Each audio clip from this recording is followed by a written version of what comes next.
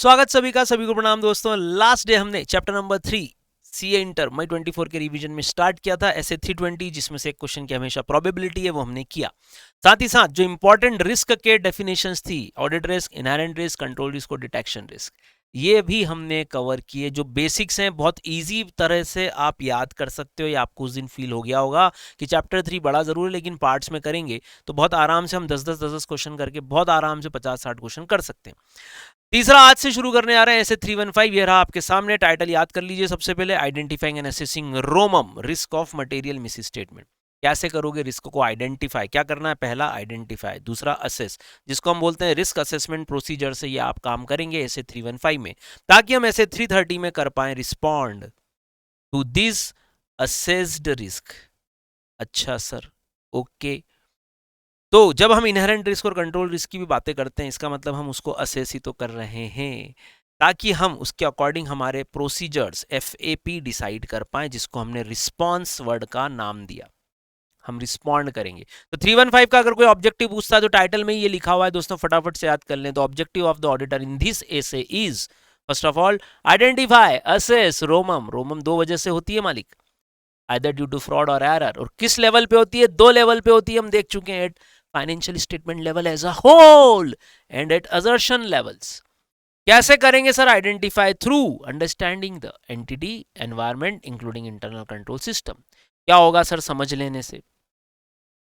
कैसे करेंगे ये हमने यहां लिखा, कैसे क्या होगा समझ लेने से? सर जब हम रिस्क को असेस कर लेंगे तो ही हम हमारे DPAP कर पाएंगे। ये क्या था? Design and perform audit procedures, मतलब रिस्पॉन्स। तो यहां वर्ड उन्होंने इंप्लीमेंट कर दिया, design and implement responses to this assessed risk. ये हो गया आपका ऑब्जेक्टिव। रिस्क जो है अजर्शन लेवल पे कहां कहां होती, तो हमने ऑलरेडी पढ़ लिया है 3 लेवल पे, CAD, class of transactions, account balances और प्रेजेंटेशन डिस्क्लोजर। ऑलरेडी हम ये तीनों बातें देख चुके हैं।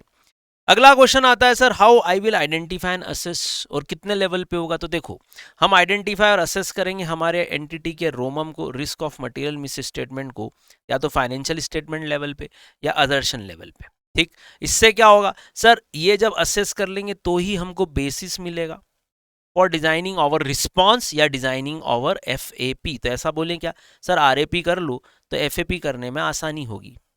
करेक्ट, यही पढ़ा था। इसकी 4 स्टेप का ये आंसर आपको बना के आना है। ये एग्जाम में आया हुआ क्वेश्चन है। 4 बातें करनी है आइडेंटिफाई करने के लिए। सबसे पहला, जब हम बोलते हैं सर रोमम कैसे समझेंगे, आइडेंटिफाई एंड असेस कैसे करेंगे, तो पहला ढूंढो तो सही, फिर असेस तो करो। तो 2 स्टेप तो सिंपल हो गई। आइडेंटिफाई कैसे करोगे? फिर वही बात, entity environment controls including consideration of CAD, including consideration of CAD to the financial statement.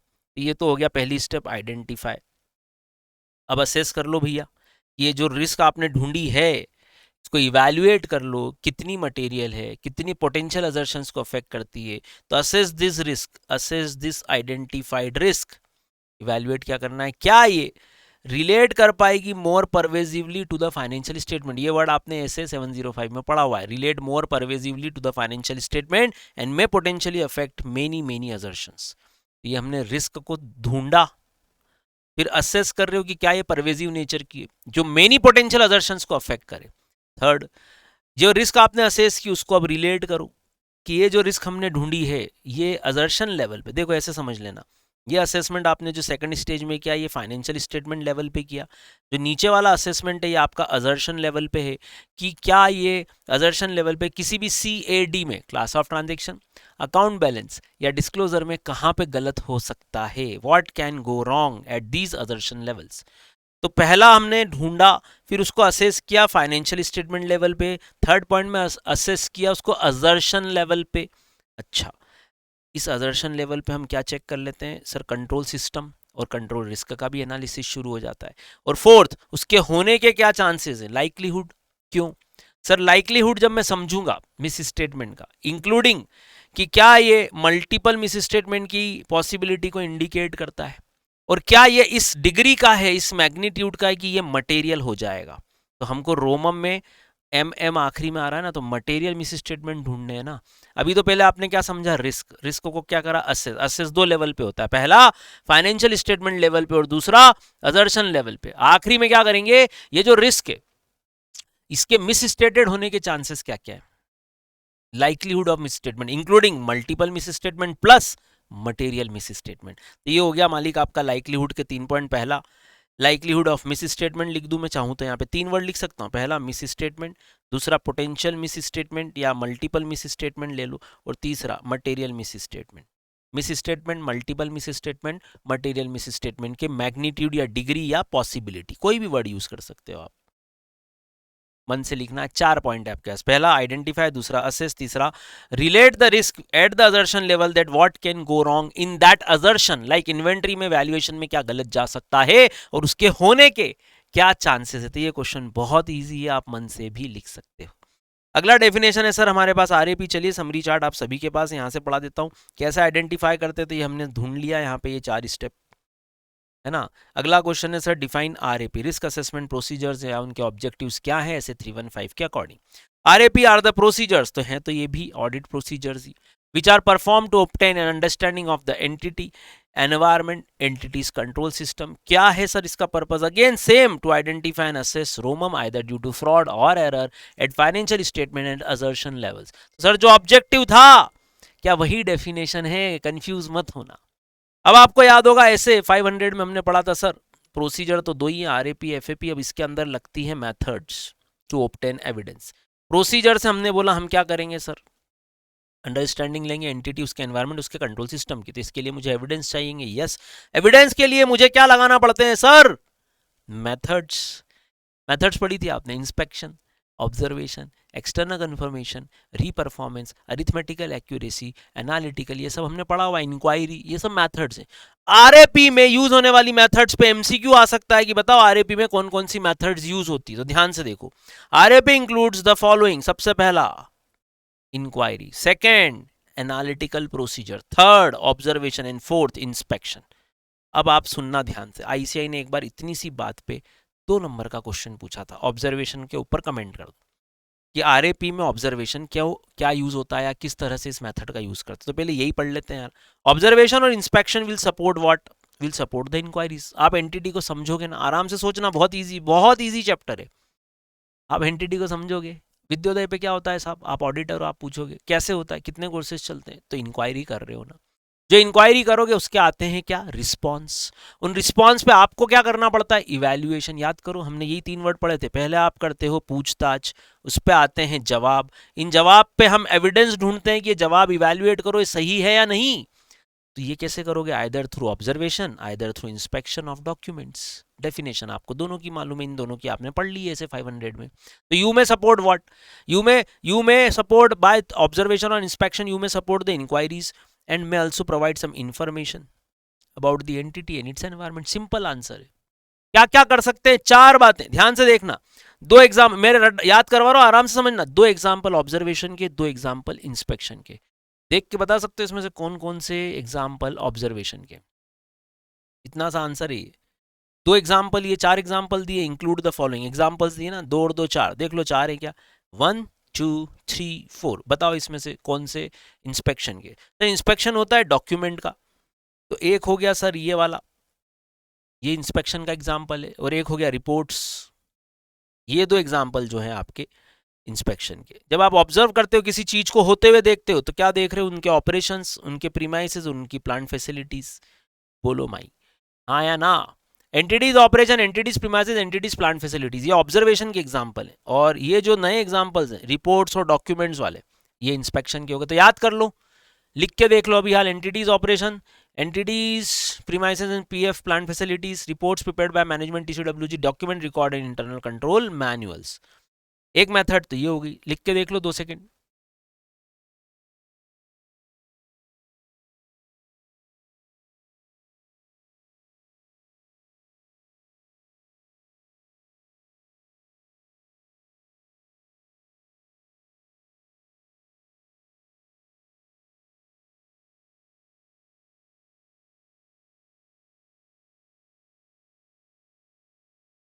हुआ, यस।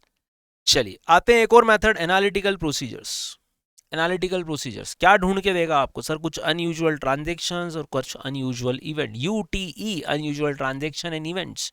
अच्छा, इसके अलावा हमने और क्या क्या बोला था? ऐसे ही बोल सकते हैं, मुझे अनयूजुअल एनालिसिस से मुझे कुछ आइडेंटिफाई होगा अबाउट द एंटिटी। यस, मैं जब ऑब्जर्व करूंगा तो एनालिटिकल भी करूंगा। कुछ अनयूजुअल दिख रहा होगा, अनयूजुअल ट्रांजेक्शन में शॉर्ट फॉर्म बोलता आ रहा हूं, transaction, events, amounts, ratios, trends.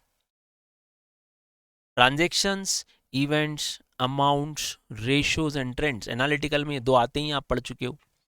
और ये इंडिकेट करेगा कि इसका इंप्लीकेशन ऑडिट पे क्या आ रहा है। Indicate some matters which have audit implications. तो पहला हो गया अनयूजुअल ट्रांजेक्शंस, मैं शॉर्ट फॉर्म लिख देता हूं यहाँ पे, unusual transactions, events, amounts, trends and ratios. फिर आता है कुछ अनयूजुअल या अनएक्सपेक्टेड रिलेशनशिप, ये भी आपको रोमम आइडेंटिफाई करने में हेल्प कर सकता है। और एनालिटिकल प्रोसीजर जब आप आरएपी की तरह यूज करते हो, एमसीक्यू में भी पूछा जा सकता है कि एनालिटिकल प्रोसीजर जब आप आरएपी की तरह यूज करते हो तो आपको क्या मिलता है? तो सर हमको इंफॉर्मेशन मिलती है which I was unaware and it will help in assisting ROMM and it will help in designing and implementing responses. ये तो मन से ही लिख सकते हो। तो दो मेन वर्ड है sir, unusual transactions and unusual relationships. इतनी सी बात पे आपको आंसर बनाना, ये अलग से पूछा जा सकता है, अगेन 2 मार्क्स। अब आता है पहला मेथड जिसमें है पूछताछ, इंक्वायरी, सबसे कॉमनली मेथड, क्योंकि आप समझने बैठे हो एंटिटी, उसके एनवायरनमेंट और उसके इंटरनल कंट्रोल सिस्टम पे, तो सबसे ज्यादा क्या करोगे? सबसे ज्यादा हम इंक्वायरी ही तो करेंगे कि ये कैसे हो गया, ये कैसे हो गया, ये कैसे हो गया, ये भी बता दो, ये भी बता दो, ये भी बता दो। किससे पूछोगे? तो सबसे पहला हमको नाम याद आता है, फिर दूसरा एम्प्लॉय, तीसरा others with in the entity. अब ये अदर्स कौन हो सकते हैं? ये अदर्स कौन हो सकते हैं, है ना? नॉर्मली तो 3 वर्ड है, हम सबसे पहले बोलते हैं मैनेजमेंट। तो इन्फॉर्मेशन जो होती है हमको ऑब्टेन करना है from management and others. You may also different information और डिफरेंट पर्सपेक्टिव, दो अलग अलग वर्ड है, एक इन्फो और एक पर्सपेक्टिव, इससे from others with in the entity and other employees. तो वैसे देखा जाए तो 3 वर्ड हो गए मेरे पास, मैनेजमेंट, अदर्स और अदर एम्प्लॉइज। क्वेश्चन है ये अदर्स में कौन आता है? ये क्वेश्चन मई 23 में उन्होंने पूछ लिया था कि अदर्स में कौन आता है। इंक्वायरी नहीं पूछी, आरएपी भी नहीं पूछा, वो बोल रहे हैं एग्जांपल दो, ये अदर्स में कौन आता है मालिक? तो अदर्स में देखो, सुनो मेरी बात, टीसीडब्ल्यूजी तो अदर्स में आने से रहे, ये तो नॉर्मल लोग हैं, अपने सबसे इंपॉर्टेंट लोग हैं, तो फिर अदर्स में कौन आएगा लल्ला? Internal audit personal. अदर्स में एक और कौन आ सकता है sir? Marketing and sales person. Others में तीसरा एग्जांपल मार्केटिंग सेल्स, चौथा एग्जांपल रिस्क मैनेजमेंट फंक्शन वाले लोग, पांचवा एग्जांपल इंफॉर्मेशन सिस्टम वाले लोग। एम्प्लॉयज में अपन ये एम्प्लॉयज को ही लेंगे, है ना? तो अपन ऐसा बोलेंगे, ये एक पॉइंट अलग हो गया, ये एक पॉइंट अलग हो गया मैनेजमेंट और टीसीडब्ल्यूजी का। अगर वो अदर्स बोलेंगे तो मैं इन 5 का नाम लिख के आऊंगा। Others with in the entity कौन? इंटरनल ऑडिट पर्सन, जो क्या प्रोवाइड करेगा सर? इंटरनल ऑडिट प्रोसीजर्स और मैनेजमेंट ने रिस्पॉन्ड दिया कि नहीं दिया, ये 2 बातें मुझे बता देगा। इन हाउस लीगल काउंसिल मुझे क्या बताएगा sir? Litigation, compliances with laws and regulations, knowledge of the frauds. Marketing वाला क्या बताएगा? लास्ट ईयर और इस बार में उनकी मार्केटिंग की स्ट्रेटेजीज, उनके सेल्स ट्रेंड में कोई डिफरेंस आया क्या? इससे भी मुझे रिस्क समझने में आसानी होगी। रिस्क मैनेजमेंट फंक्शन वाले लोग क्या बताएंगे सर? कहां कहां पे ऑपरेशनल रिस्क है और रेगुलेटरी रिस्क है लॉ के हिसाब से। इन्फॉर्मेशन सिस्टम वाले, आईटी वाले लोग मुझे क्या बताएंगे? सिस्टम में कोई चेंज हुआ क्या, प्रोग्राम में कोई चेंज हुआ क्या, कंट्रोल में कोई चेंज हुआ क्या, कंट्रोल कहीं फेल हुए क्या, डाटा कहीं चेंज हुआ क्या, कहीं सॉफ्टवेयर बदला है क्या, आपने एक्सेस की प्रोसीजर्स बदली है क्या, ये इन्फॉर्मेशन सिस्टम वाले लोग बताएंगे। तो भैया अदर्स में उन्होंने 3 एग्जाम्पल पूछे थे आपसे इस क्वेश्चन में, मई 23 में, ये 3 नंबर 3 एग्जाम्पल दो सिर्फ, और लिखना क्या था? इनके नाम और ये करते क्या है। इससे मुझे एंटिटी को समझने में मदद मिलेगी, ये सब चीज़ें मुझे एंटिटी को समझने में मदद देगी। तो आराम से एक बार ज़रा मैं चाहूँगा कि आप इन 5 बातों को दिमाग में बैठाएं। तो दोस्तों ये रहे 5 पॉइंट, और वापस आते हैं मुद्दे पे। तो ये एक बड़ा क्वेश्चन यहाँ के एंड होता है कि आरएपी में कौन कौन सी मेथड्स आपकी यूज हो सकती हैं। एक और क्वेश्चन, सर क्या अंडरस्टैंडिंग द एंटिटी एक बार का प्रोसेस है या लगातार हमको इसको ऑब्टेन करना पड़ेगा? Whether obtaining understanding is a continuous process, तो यस हम बोलेंगे ये एंटिटी, एनवायरनमेंट और कंट्रोल सिस्टम का प्रोसेस कैसा है? कंटिन्यूअस है, डायनामिक है। इसी से आपका 3 वर्ड और लगाते हैं हम, वो है gathering, updating and analysing. Gathering, updating and analysing the information through out the audit. Through out the audit यही प्रोसेस चलती रहेगी। तो कंटिन्यूअस प्रोसेस है यस, डायनामिक प्रोसेस है yes, GUA gathering, updating, analysing, ये 3 वर्ड और हम यूज करेंगे। साथ ही साथ हम हमारा प्रोफेशनल जजमेंट यूज करेंगे। For establishing a frame of examination of information, उसके लिए हम क्या क्या कर सकते हैं, कुछ एग्जांपल्स देने हैं आपको. You have to use your professional judgement for reference framing, for framing of the reference. कब कब करना है ऐसा, व्हेन, जब भी आप हम बोलते हैं सर हम एंटिटी, एनवायरनमेंट और इंटरनल कंट्रोल सिस्टम को लगातार समझना ही पड़ेगा. जब भी आप क्या कर रहे हो, assessing the रोमम, determining the materiality, तो हमने इसको ऐसे याद किया था. रोमम में ये जो एम है ये मटेरियलिटी का है, याद आया क्या? तो दो वर्ड तो यहीं से हो जाएंगे, रोमम और मटेरियलिटी. एज पर ऐसे 320 के समय आपको ये जरूर करना चाहिए, प्रोफेशनल जजमेंट यूज करना ही चाहिए.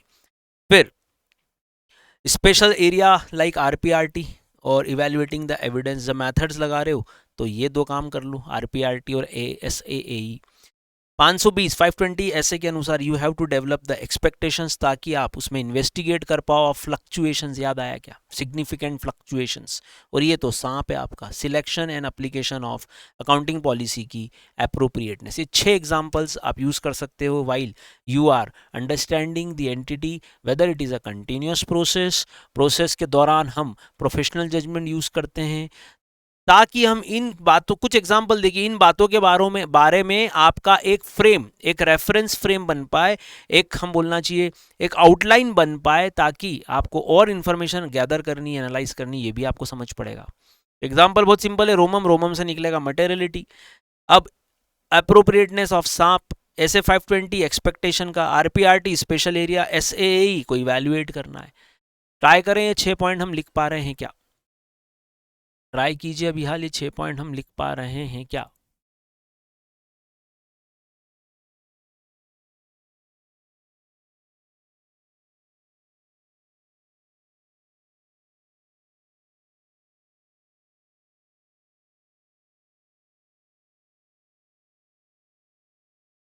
छः point for continuous dynamic and analysis of the information, continuous and dynamic process of gathering the information, analysing the information, updating the information. इसके लिए आपको यूज करना है आपका प्रोफेशनल जजमेंट. और 6 हो गए आपके examples.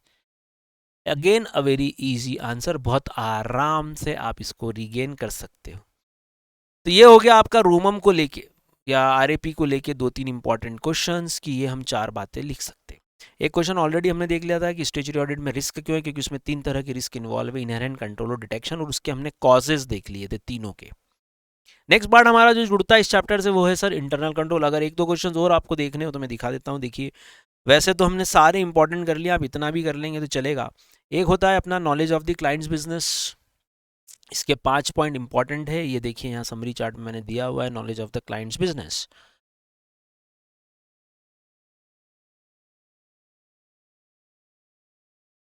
Knowledge of the clients business, देखिए मैं दिखा रहा हूँ आपको, समझिएगा इसको. Knowledge of the clients business में सबसे पहले हमने बोला था relevant industry, regulatory and external factors and AFRF. Second nature of the entity, इसमें हमने गूफी करके बनाया था. G is for governance structure, O is for operation, again O is for, ये गूफी लिखा था ना, GOOFI. G is for governance structure, ownership, operations. I is for investment. F is for how the entity is finance and its structure. तो ये nature of the entity की 5 बातें. पहला हो गया इंडस्ट्री, रेगुलेटरी, FRF और external factor. Third entity selection of, सांप बोलते हैं हम, selection and application of accounting policies including changes, ये भी इंपॉर्टेंट है समझना. फोर्थ एंटिटी के हमने बोला था ऑब्जेक्टिव, स्ट्रेटेजीज और risk, OSR, objectives, strategies and related business risk. ये 4 बातें आपको नॉलेज में लेनी है क्लाइंट के बिजनेस की. देखिए यही इस तरह की इसमें फिर एग्जांपल्स और जोड़ सकते हैं आंसर को इंक्रीज करने के लिए. सबसे पहला हो गया इंडस्ट्री, रेगुलेटरी, एक्सटर्नल फैक्टर. अब उसके अंदर इन्होंने इस बार बहुत सारे एग्जांपल्स जोड़े, तो इनकी रीडिंग आपको इन नोट से एक बार लेनी पड़ेगी. मन से भी लिख सकते हैं वैसे. इंडस्ट्री फैक्टर में market, competition, demand, cyclical, product, technology, energy supply, मन से भी लिख सकते हो. AFRF में आप हमेशा accounting principles, legislation, regulation, taxation और गवर्नमेंट पॉलिसी लिख सकते हो. एक्सटर्नल फैक्टर में इकोनॉमिक कंडीशन, इंटरेस्ट रेट, 2 सबसे इजी एग्जांपल है, हमेशा ही कोट कर सकते हो. बोलिए भैया. एंटिटी के ऑब्जेक्टिव्स और स्ट्रेटेजीज का इजी आंसर बताता हूँ. देखो जब हम एंटिटी के ऑब्जेक्टिव स्ट्रेटेजीज की बात करते हैं और उसी से रिलेटेड रिस्क की बात करते हैं, तो सबसे पहले आपको देखना रहता है इंडस्ट्रीज में कोई डेवलपमेंट हुए, कोई नया प्रोडक्ट या सर्विस लॉन्च हुआ, बिजनेस एक्सपांड हुआ है क्या. जब ये न्यू है तो ये एक्सपांशन है. कोई नई अकाउंटिंग रिक्वायरमेंट्स आई क्या, कोई रेगुलेटरी रिक्वायरमेंट्स आई क्या. तो 4 एग्जाम्पल आराम से स्ट्रेटेजीज में चेंज क्यों होता है. Use of IT one main reason, use of IT one of the main reason होता है. फिर हमने बोला था ये आखिरी एक और ले लेंगे हम, वो है एमआरपी। एमआरपी मतलब measurement and review of entity's financial performance. तो 5 बातें हो गई, पहला इंडस्ट्री, रेगुलेटरी, एक्सटर्नल एंड एएफआरएफ। दूसरा हो गया गूफी, दो तो ये हो गए थे हमारे। थर्ड ले लिया था हमने सांप और चेंजेस। फोर्थ ले लिया था objective, strategies and risk. Fifth ले लिया MRP, management, measurement and the review of the financial performance. इसके लिए आप बजट्स यूज कर सकते हो, इसके लिए आप पीरियड ऑन पीरियड देख सकते हो, क्रेडिट रेटिंग एजेंसी की रिपोर्ट से। 3 एग्जाम्पल बहुत है, हर एक के साथ 2 एग्जाम्पल ऐड करने की कोशिश करना। 5 पॉइंट है, 5 के 1-1 2-2 एग्जाम्पल कर देंगे, बहुत है। बोलिए वाली। चलिए अगला question, what do you mean by business risk. तो बिजनेस रिस्क क्या होती है? रिस्क जो रिजल्ट करेगी किसी सिग्निफिकेंट इवेंट से, ऑब्वियसली, सिग्निफिकेंट कंडीशन से, ऑब्वियसली। कोई इवेंट सिग्निफिकेंट है, कोई कंडीशन, कोई सर्कमस्टेंसेस, कोई एक्शंस या इनएक्शंस, कुछ भी हो सकता है। खास बात रिस्क है, इसका मतलब वो एडवर्सली अफेक्ट करेगी एंटिटी की एबिलिटी को कि वो अपने ऑब्जेक्टिव अचीव ना कर पाए, अपनी स्ट्रेटेजीज एग्जीक्यूट ना कर पाए, या आप गलत ऑब्जेक्टिव ही सेट कर लो, ये भी बिजनेस रिस्क है। तो business risk is a broader term than रोमम। रोमम तो सिर्फ ऑडिट के लिए, फाइनेंशियल स्टेटमेंट के लिए, जबकि बिजनेस तो बहुत बड़ा है, बोलो ना। तो बिजनेस रिस्क हमेशा ही ब्रॉडर वर्ड है। और इसमें 2-3 एग्जांपल अगर आपको दे रहे हो, बिजनेस रिस्क क्यों आती है? सर कोई भी नया प्रोडक्ट लॉन्च कर दिया किसी ने, कोई सर्विस फेल हो गई, नया प्रोडक्ट या सर्विस फेल हो गई, मार्केट जो डेवलप तो हुआ पर इनएडिक्वेट था किसी प्रोडक्ट को सपोर्ट करने, और भी लिख सकते हो मन से, आपने तो बीसीके भी पढ़ा है। फ्लॉज इन द प्रोडक्ट और सर्विसेज लाइक टाटा नैनो, ये बिजनेस रिस्क हो गई। इकोनॉमिक कंडीशंस भी बिजनेस रिस्क में आती है, आपने बीसीके में ये सब पढ़ा हुआ है। अंडरस्टैंडिंग द एंटिटी के ये पॉइंट हमने देख लिए ऑलरेडी 6, कि रोमम से मटेरियलिटी निकल रही है, फिर अप्रोप्रिएटनेस, स्पेशल एरिया, एक्सपेक्टेशन और एसएए। क्वेश्चन कैसा आएगा? क्वेश्चन देखें। सबसे पहला, क्या एंटिटी को समझना है कंटिन्यूस प्रोसेस है। एक और आएगा कंटिन्यूस डायनामिक प्रोसेस है। एक और आ सकता है कि लगातार समझने की कोई ज़रूरत नहीं है। तो हम बोलेंगे हमको ये थ्रू आउट द ऑडिट करना है, अंडरस्टैंडिंग, ताकि हमको लगातार इन फैक्टर्स के बारे में समझ पड़ती रहे। ये आंसर इंपॉर्टेंट था, बता दिया। ऐसे 320 हम देख चुके हैं। आपके नोट्स के हिसाब से बताऊं तो 1 से 16 में 2 पार्ट थे, 10 क्वेश्चन जो है आपके ऑडिट रिस्क से रिलेटेड थे, अगले 4-5 क्वेश्चन आपके आरएपी से रिलेटेड थे, ऐसे 315। इसके बाद 320 हम ऑलरेडी पढ़ चुके हैं, तो अगले 15-20 क्वेश्चन और यहाँ से खत्म हो जाते हैं भाई। तो नया पार्ट जो शुरू होता है वो आपका होता है इंटरनल कंट्रोल सिस्टम से।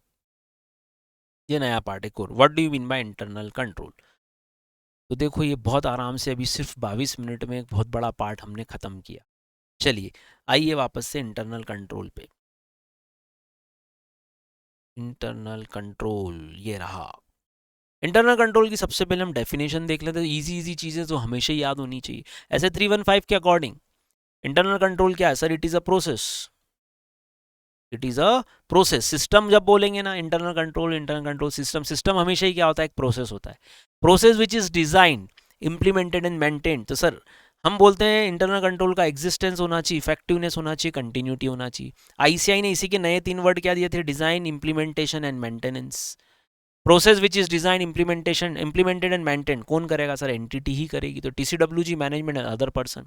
इससे क्या होगा? सर यही सिस्टम तो मुझे क्या देगा? रीजनेबल एश्योरेंस कि क्या एंटिटी अपनी ऑब्जेक्टिव्स को अचीव कर पाई विथ रिगार्ड टू 4 ऑब्जेक्टिव जो सिंपल थे, जिसका शॉर्ट फॉर्म हमने बनाया था race. R for reliability of entity's financial reporting process, E for effectiveness and efficiencies of those operations, S A for safeguarding of assets, and E is for sorry वापस एक second. R is for reliability, A is for asset, C is for compliance and E is for effectiveness. वापस, R is for reliability, A is for safeguarding of assets, C is for compliance with laws and regulation, and E is for effectiveness and efficiency of operation। ये 4 हमारे definition के part हैं। कोई अलग से पूछता है what are the objective of internal control system, तो मेरा पहला ऑब्जेक्टिव होता है कि मेरे जो ट्रांजेक्शन है वो एज पर इंस्ट्रक्शंस एग्जीक्यूट हो जाए, और उस हर ट्रांजेक्शन पे आप जानते हैं मुझे चाहिए अथोराइजेशंस एंड अप्रूवल्स।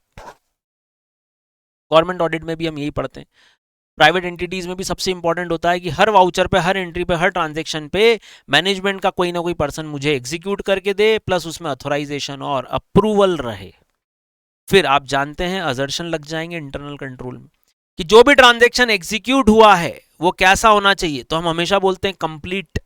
कंप्लीटनेस मेरा असर्शन है। कंप्लीटनेस कब माना जाएगा? सर अगर वो करेक्ट अमाउंट, ध्यान से सुनना, बहुत इजी आंसर है, मन से भी लिख सकते हो, मन से कोई भी ट्रांजेक्शन आप एंट्री पास करते हो डेटा टू सेल, तो क्या चाहोगे सर? एक तो ये प्रॉपरली रिकॉर्ड हो। प्रॉपर कब बोलूंगा सर? कंप्लीटली रिकॉर्ड हो भी बोल सकते थे। कंप्लीट कब मानूंगा? तो ध्यान से सुनना, when it is in the correct amount, correct account, correct period. तो कट ऑफ लग गया, ये कट ऑफ का पॉइंट हो गया ना भाई, कट ऑफ हो गया ना कंप्लीटनेस में ही। हाँ, हम बोल रहे हैं प्रॉम्प्टली रिकॉर्ड मतलब कंप्लीटनेस का असर्शन लगा रहे हैं हम कि कुछ भी ओमिट ना हो। तो अमाउंट करेक्ट हो, अकाउंट करेक्ट हो, पीरियड करेक्ट हो। थर्ड वन, असेट्स को सेफ गार्ड मिले फ्रॉम, हमने बोला था एक्सेस, दुआ लिखा था, दुआ TUA। Disposition of the assets unauthorised नहीं होनी चाहिए, use of the assets unauthorised नहीं होना चाहिए, और एक्विजिशन या एक्सेस ऑफ द असेट्स भी अनऑथोराइज नहीं हो, ये ऑब्जेक्टिव है। फिर जो रिकॉर्डेड असेट्स है आप उनको रिकंसाइल कर पाओ, किससे करोगे? एग्जिस्टिंग असेट से। और कोई डिफरेंस आ जाए तो अप्रोप्रिएट एक्शन ले लो। तो चार बातें बोले, पहला, transaction are executed with authorisations and approvals of the management, either general या स्पेसिफिक, कैसी भी अप्रूवल हो सकती। कंप्लीटनेस में हमने बोला correct amount, correct account, correct period. Unauthorised access रोकना है, दुआ। और एग्जिस्टिंग असेट्स और रिकॉर्ड्स को रिकंसाइल करो, डिफरेंस आ जाए तो एक्शन ले लेना। बेनिफिट्स में क्या लिखोगे? 3 बेनिफिट्स। अगर आप इंटरनल कंट्रोल को समझ जाते हो, it will help in identifying what, sir ये RAP का पार्ट है कि we will understand what potential miss statement.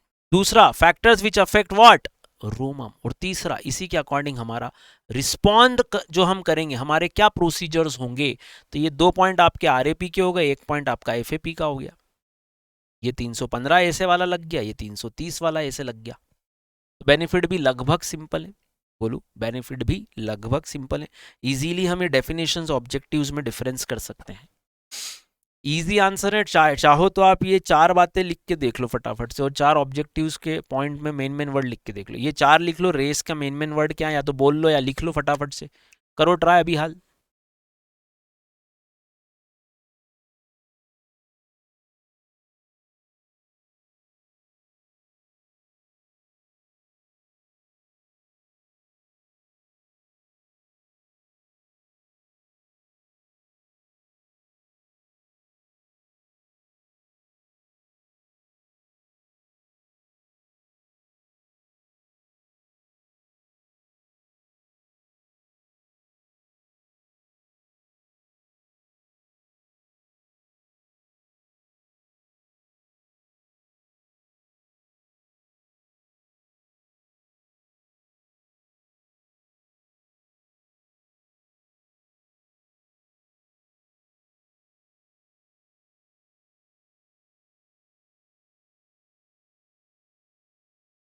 बोलिए, बना क्या भाई? रेस हमारा एक शॉर्ट फॉर्म हो गया, एक हो गया ट्रांजेक्शन का एग्जीक्यूशन, कंप्लीटनेस, दुआ और रिकंसिलेशन। ऐसे करके भी आप याद कर लोगे तो हो जाएगा भाई। एक और इंपॉर्टेंट क्वेश्चन कि सर हम एब्सोल्यूट एश्योरेंस क्यों नहीं देते? क्योंकि इंटरनल कंट्रोल सिस्टम की भी इनहेरेंट लिमिटेशंस है। हम जानते हैं इंटरनल कंट्रोल सिस्टम कितनी अच्छा बना दे, लेकिन फिर भी वो हमको क्या प्रोवाइड करेगा? तो पहला लाइन है हमारा, inherent limitation of internal control system है कि ICS कितना ही अच्छा हो, how effective it may B, but it will provide only a reasonable assurance about achieving the entity's objective। जो भी एंटिटी के फाइनेंशियल रिपोर्टिंग ऑब्जेक्टिव है, रीजनेबली दे पाऊंगा, एब्सोल्यूट नहीं दे पाऊंगा। However how effective it may be I don't know, तो बोलेंगे no matter how effective it will be, लेकिन प्रोवाइड तो हम रीजनेबल एश्योरेंस ही करेंगे। Second, human judgement. Human judgement in decision making. Internal control system जब भी based होता है तो ऑब्वियसली ह्यूमन बींग्स पे बेस्ड होता है। तो रियलिटी इज दैट, ऐसा लिखना, रियलिटी मन से लिखना थोड़ा सा, realities is that human judgement in decision making can be faulty, और इसी वजह से क्या क्रिएट होगा? ब्रेकडाउन। क्यों? Human error. भाई मैंने जो सिस्टम बनाया उसमें जो लोग इन्वॉल्व थे उनके डिसीजन गलत चले गए, ब्रेकडाउन हो गया सिस्टम में। अब गाड़ी में ब्रेक तो सब दूर है भाई, कौन सी ऐसी कार है जिसमें ब्रेक नहीं दिया कंपनी ने? लेकिन फिर एक्सीडेंट क्यों होते हैं? सर कंट्रोल सिस्टम तो है, लेकिन लगाना किसको है? ब्रेक। ह्यूमन बींग, और ह्यूमन जजमेंट फॉल्टी हो जाता है, ब्रेकडाउन हो जाता है due to human error. Third point, sir कई बार एम्प्लॉय आपका पर्पस नहीं समझ पाता उस सिस्टम का, तो operation of a control may not be effective, operation effective ही नहीं रहा। क्यों? If the information produce for the purpose of internal control is not effectively used. अब एक्सेप्शन रिपोर्ट निकाली साहब आपने बैंक ऑडिट में सॉफ्टवेयर से, लेकिन आपका एम्प्लॉय जो है बैंक का, वो यूज ही नहीं कर रहा उस रिपोर्ट को कि कौन कौन से अकाउंट एनपीए की तरफ जा रहे हैं, कौन कौन से अकाउंट्स में कंट्रोल सिस्टम ब्रेक हुआ है, कौन कौन से अकाउंट्स में फॉल्ट्स हुए हैं। एम्प्लॉय समझ ही नहीं पा रहा, तो operation of a system of a control will be ineffective. अगर जो इंफॉर्मेशन प्रोड्यूस हुई है इज नॉट यूज्ड इफेक्टिवली, तो you are lacking the purpose, कि हमने समझा ही नहीं कि why we are using this information, this system. Fourth, ये सबसे मिली भगत, कॉल्यूजन। कोई भी कंट्रोल कितना ही अच्छा बना लो, it can easily be circumvented, easily be overlooked, easily be breaked by the collusion of two or more people। और जब मैनेजमेंट खुद ही इन्वॉल्व हो जाए, मैनेजमेंट खुद ही ओवरराइड कर दे सारे सिस्टम्स को, तो फिर बचा ही क्या। तो 4 रीजन बोल लो चलो इंटरनल कंट्रोल की लिमिटेशन का। पहला reason, it can only provide reasonable assurance no matter how effective the system is. Second, human judgement होती है, it can be faulty and breakdown can occur due to human error. Third, operation जो आपने बनाया वो effective नहीं हो पाया, क्यों? क्योंकि जो इंफॉर्मेशन प्रोड्यूस हुई इस ऑपरेशन से, उस कंट्रोल सिस्टम से, will not be effectively used by the person. Fourth, collusion से controls can be circumvented by collusion of two और मोर पीपल, या management himself override internal control system.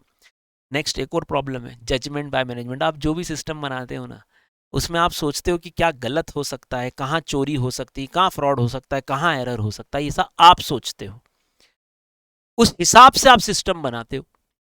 अब management जो जजमेंट लेता है इन designing and implementing the systems, वो अपने according लेता है, लेकिन जो ब्रेक करता है उन सिस्टम्स को, मैनेजमेंट वो सोच ही तो नहीं पाया कि इस तरह से ब्रेक भी तो हो सकता है। तो management may make judgement on nature and extent of control which it chooses to implement.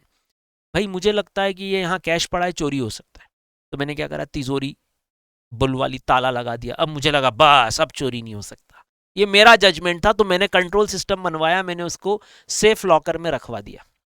अब कोई चोर आया, वो पूरा लॉकर ही उठा के ले गया, अब ये तो मैंने सोचा ही नहीं था। तो जजमेंट बाय मैनेजमेंट में क्या प्रॉब्लम आती है, व्हेनेवर यू आर डिजाइनिंग और implementing the controls, I will make judgement on the nature and extent of control which I want to implement. अब यहां से रिस्क शुरू होती है कि हमने वो कंट्रोल्स बनाए, हमने वो कंट्रोल्स सोचे जो हमको रिस्क लगती थी। जैसे मुझे रिस्क लगती थी कि यहाँ कैश पड़ा है, चोरी हो गया तो क्या होगा, तो मैंने भाई उसके लिए लॉकर लगवा लिए, ताला लगवा दिया, है ना। अब वो कोई उठा ही ले जाए, पूरा का पूरा तिजोरी उठा के ले जाए, ये तो मैंने सोचा ही नहीं था। It means whatever controls we are implementing and whatever risk we are assuming for that control, हम कंट्रोल बनाते ही क्यों? सर रिस्क है तो कंट्रोल है, रिस्क है, इनहेरेंट रिस्क है, तो कंट्रोल सिस्टम बनाया। अब हम वो रिस्क एज्यूम कर पाते हैं जो हमको समझ में आती है, उसी अकॉर्डिंग हम कंट्रोल बनाते हैं। अब कोई जो ब्रेक करता है कंट्रोल को, वो उस रिस्क के अगेंस्ट करता है, हमने जो सोचा ही नहीं था वैसा हो जाता है ना, तभी तो बोलते हैं यार ये तो मैंने सोचा ही नहीं था कि ऐसा भी हो जाएगा, एंटिटी में इस तरह से भी फ्रॉड हो जाएगा। बस यही हमारे जजमेंट का फेल्यूर है। तो in designing and implementing control, management will make the decisions about nature and extent of the control which I want to implement, या nature and control, nature and extent of the risk. तो 2 word मेरे लिए main है इसमें पूरे खेल में। Controls जो हम इंप्लीमेंट करना चाहते हैं, रिस्क जो हम एज्यूम करते हैं, ये हमारे जजमेंट है और इसीलिए इसमें वीकनेस आती है। आखिरी, इनहेरेंट लिमिटेशन जो खासकर किसमें आती है, स्मॉल एंटिटीज में। पहला reason, there are fewer employees so SOD is not possible, segregation of duty is not possible, not practicable. अब इस रिस्क, ये जो रिस्क है इंटरनल कंट्रोल्स की, स्मॉल एंटिटीज में एक ही एम्प्लॉय सारे काम करता है तो रिस्क बढ़ जाती है। इसको कम करने का एक तरीका है, ऑनर मैनेजर ज्यादा इफेक्टिव ओवरसाइट रखे। ये पॉसिबल है ना, स्मॉल एंटिटीज में ऑनर खुद ही गल्ले पे बैठ जाता है, चेयर पे बैठ जाता है। Then in a larger entity, जिससे आपका ये जो सेग्रीगेशन ऑफ ड्यूटीज का जो नुकसान हुआ था, जो सेग्रीगेशन आप नहीं कर पा रहे थे, जो लिमिटेशन अराइज हुई थी, वो कंपनसेट हो जाती है आपके बैठ जाने से। आप यहाँ बैठ गए, आप खुद ही ऑनर हो, आप खुद ही मैनेजर हो। अब एम्प्लॉय एक ही है, कोई सेग्रीगेशन नहीं करा मैंने, एम्प्लॉय एक ही है आपका पपलू, लेकिन पपलू जानता है कि मालिक गल्ले पे बैठा है, सेठ जो है, सेठ मेरा ऑनर जो है वो गल्ले पे बैठा है दुकान के अंदर, तो इस वजह से वो पूरी नज़र रख सकता है। और ये जो सेग्रीगेशन का नुकसान था कि छोटी एंटिटी सेग्रीगेशन नहीं कर पाती, वो कंपनसेट हो जाती है आपके बैठ जाने से दुकान पे। सिंपल लॉजिक इतना सा है। तो लैंग्वेज कैसे लिखोगे, owner manager will be able to exercise more effective oversight than in a larger entity which will compensate this limitation of segregation of duty, ऐसा भी लिख दोगे तो चलेगा। तो 7 पॉइंट है मालिक मेरे पास। पहला, रीजनेबल एश्योरेंस ही दे पाऊंगा, ह्यूमन जजमेंट एरर होती है, ब्रेकडाउन और फॉल्टी होते ही है, पर्पस नहीं समझ पाते लोग किस तरह से उस इन्फॉर्मेशन को यूज करना है, कॉल्यूजन और management override, judgement by management about controls which it want to implement and risk which I want to assume, उसके अकॉर्डिंग मैं कंट्रोल सिस्टम बनाता हूं और यहीं से वीकनेस शुरू होती है। स्मॉलर एंटिटी में पहले नुकसान बता देना कि segregation of duty not practicable, owner manager oversight रख के इस लिमिटेशन को कम कर सकता है। ये 6 लिमिटेशंस आपको आराम से लिखना आनी चाहिए। 2 क्वेश्चन और, इंटरनल कंट्रोल और आईटी सिस्टम, आजकल हर चीज सॉफ्टवेयर बेस्ड है, एंटिटी एनवायरनमेंट जो है ऑटोमेटेड हो गया है। ऑटोमेटेड एनवायरनमेंट में हमको कुछ बेनिफिट्स बताने और कुछ रिस्क भी बतानी है कि अगर आपका internal control IT system based है तो क्या क्या बेनिफिट है। तो पहला, ताई, बोलो ताई का फुल फॉर्म क्या क्या फायदा है अगर आपका आईटी बेनिफिट क्या है in an entities internal control system. तो सर अगर आपका इंटरनल कंट्रोल आईटी बेस्ड है तो पहला ताई, ताई है timeliness, availability and accuracy of information, ताई। फिर फाई, तो it will help, it will facilitate what, additional analysis of information. तो 3-4 पॉइंट तो याद करो यार, 7 में से एटलीस्ट हमारी क्या कोशिश होनी चाहिए, आंसर खाली नहीं जाए, एटलीस्ट 4 से 5 पॉइंट एग्जैक्ट चले। तो पहला ताई, इट विल इनहैंस, ताई timeliness, accuracy and availability of information. फाई, facilitate the additional analysis of information. तो चलो 2 पॉइंट तो इंफॉर्मेशन को ही लेके हो गए साहब, ये 2 पॉइंट ताई फाई तो इंफॉर्मेशन के हो गए कि नहीं हो गए। तीसरा, RRC, reduce the risk that control can be circumvented. क्यों? क्योंकि ऑटोमेटेड हो जाएगा ना, तो ये रिस्क रिड्यूस होती है कि कंट्रोल कोई ओवरलुक कर जाए, कोई ब्रेक कर दे, सरकमवेंट हो जाए, तो RRC. SOD, it will enable to achieve effective segregation of duty, क्योंकि सॉफ्टवेयर बेस्ड है। तो परचेज मैनेजर को परचेज वाला डाटा ही दिखेगा, सेल वाले को सेल वाला, आपने सेग्रीगेशन कर दिया, अकाउंट्स वाले को अकाउंट्स ही दिखेगा। अब आजकल तो अपने एसएपी लग जाते हैं, है ना, सॉफ्टवेयर जो है एसएपी बेस्ड हो गए हैं, तो एसएपी वो इंप्लीमेंट कर लेता है एंटिटी, तो भी उसके बहुत सारे सेग्रीगेशन ऑफ ड्यूटीज ऑटोमेटिक हो जाते हैं। और सॉफ्टवेयर बेस्ड सिस्टम चलाने का एक और फायदा, आपके सारे रूल्स प्री डिफाइंड होते हैं और कंसिस्टेंटली अप्लाई होते हैं। दोनों फायदे, ह्यूमन बीइंग से कंसिस्टेंसी मेंटेन हो ये जरूरी नहीं है, गलती हो सकती है। मशीन की यही खास बात है, सॉफ्टवेयर की यही खास बात है, ऑटोमेटेड एनवायरनमेंट में यही खास बात है, कंसिस्टेंसी भी होगी और जो रूल आपने बना दिए वो फॉलो भी हो जाएंगे, है ना। कॉम्प्लेक्स कैलकुलेशन बहुत तेजी से कर सकते हो। तो लाओ 5 बातें बोल दो, पहला ताई, दूसरा फाई, तीसरा आरआरसी, चौथा इफेक्टिव सेग्रीगेशन ऑफ ड्यूटी, पांचवा complex calculation and processing large volume of data. ये तो 5 तो लिख दोगे ना। अब 2 ये याद कर लो, consistently apply predefined rules and enhance the ability to monitor the performance, जिसको हमने बोला था MPPP, monitor the performance about policies and procedures. इतने लिख दोगे तो चलेगा। तो 5 पॉइंट इजी वाले बोल दो पहले, ताई, फाई, RRC, reduce the risk that control can be circumvented, RRC. चौथा, effective segregation of duties can be implemented, ये भी लिख देना। 5वां, perform complex calculation in processing large volume of data. तो 5 तो ये हो जाएंगे। फिर हो जाएगा consistent application of predefined rules, PDR। और आखिरी MPPP, monitoring the performance of the policies and procedure, ऐसा लिख देना। आगे के वर्ड आपको दिखे ना, इनहैंस, फैसिलिटेट, इनहैंस, इनहैंस, मन से लिख सकते हैं। ये होगा बेनिफिट आईटी सिस्टम के। रिस्क क्या है? Risk sir, internal control system यदि आपका आईटी बेस्ड है तो रिस्क किसकी? 2 चीज़ों की, एक तो मेरा प्रोग्राम या सिस्टम में कोई चेंज नहीं हो जाए, एक मेरा डाटा में कोई प्रॉब्लम ना हो जाए, है ना। तो देखो बहुत आराम से याद करना, बहुत आराम से। सबसे पहला अनऑथोराइज्ड के हमारे पास जो ये 3 पॉइंट है याद करो। अनऑथोराइज्ड क्या क्या कर सकते हैं आईटी सिस्टम में लोग? पहला, unauthorised changes to data in master files. दूसरा, unauthorised changes to systems and programs changes. फिर unauthorised access to those data. 3 word बोलो, अनऑथोराइज्ड चेंज कर दिया मास्टर फाइल में, चेंज कर दिया सिस्टम या प्रोग्राम में, और अनऑथोराइज्ड एक्सेस दे दिया आपने डाटा को। तो ये हो गया साहब आपका अनऑथोराइज्ड के 3 पॉइंट। अब डेटा के एंगल से अगर हम बात करें, ये 2 पॉइंट डेटा के एंगल से बात कर दिए, 3 पॉइंट हमने अनऑथोराइज्ड अनऑथोराइज्ड अनऑथोराइज्ड से बात की। एक 2 पॉइंट चेंजेस, 1 पॉइंट एक्सेस का था, एक था आपका फाइल्स में, एक था प्रोग्राम्स में, एक था डेटा में। डेटा से रिलेटेड एक और बात बोले तो ध्यान से सुनना। मैं इस डिसएडवांटेज को 2 हिस्सों में डिवाइड कर सकता हूँ, एक सिस्टम बेस्ड डिसएडवांटेज, एक डेटा बेस्ड। आप ऐसे भी याद कर सकते हो चाहो तो, लेकिन मेरे को लग रहा है इससे ज़्यादा इजी रहेगा। 3 पॉइंट अनऑथोराइज के हो गए, फिर ये 2 पॉइंट डेटा के हो जाएंगे। क्या क्या डेटा में क्या क्या रिस्क है? सर कंट्रोल सिस्टम चूंकि ऑटोमेटेड हो चुका है तो देयर में भी चांसेस की पोटेंशियल लॉस हो जाए डेटा का, या inability to access that data, ये रिस्क क्रिएट हो जाती है। कई बार हम बोलते हैं ना सिस्टम उड़ गया, एक्सेस ही नहीं हो पा रहा।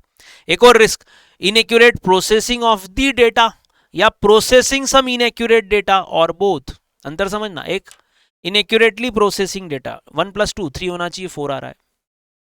एक प्रोसेसिंग द इनएक्यूरेट डेटा, जहां पे मिस्टर मिसेज और नाम आना चाहिए, वहां पे डेट ऑफ बर्थ को एक्सेप्ट कर लिया उसने, है ना। तो एक है inaccurate processing of the data, एक है प्रोसेसिंग सम इनएक्यूरेट डेटा, या बोथ बोलू। तो ये आपके 3 पॉइंट हो गए डेटा के, अगर ऐसे याद रखना हो तो। ये 1 2 3, तो 3 और 3 6 पॉइंट हो गए। अब सिस्टम से रिलेटेड और क्या, जो चेंजेस होने चाहिए थे सिस्टम में वो आप नहीं कर पाए। हर साल सिस्टम अपडेट हो सकता है, प्रोग्राम अपडेट हो सकता है, जो जरूरी है। लाइक जीएसटी का रेट ही बदल गया यार, और आपने जीएसटी का रेट को चेंज ही नहीं करा नए करंट ईयर में। फाइनेंशियल ईयर चेंज हो गया आपका और आपने रेट चेंज ही नहीं करा। कभी कभी एक और प्रॉब्लम होती है, वो है इनअप्रोप्रिएट मैनुअल इंटरवेंशन होता है ना। कभी कभी इनपुट कई बार किस तरफ से जाता है सर, ऑटोमेटेड सॉफ्टवेयर होने के बावजूद, ऑटोमेटेड एनवायरनमेंट के बावजूद इनपुट जो है हम देते हैं। तो मैनुअल इंटरवेंशन कई बार आपके लिए प्रॉब्लम क्रिएट कर सकता है। तो 6 पॉइंट बोल लो। सबसे पहला, authorise changes to data in master files, systems और programs, access to data, data से रिलेटेड सर लॉस, लॉस ही हो गया। इनएबिलिटी टू एक्सेस डेटा, दो अलग अलग वर्ड था, एक अनऑथराइज एक्सेस हो रहा था और एक इनएबिलिटी है, दो अलग अलग वर्ड है।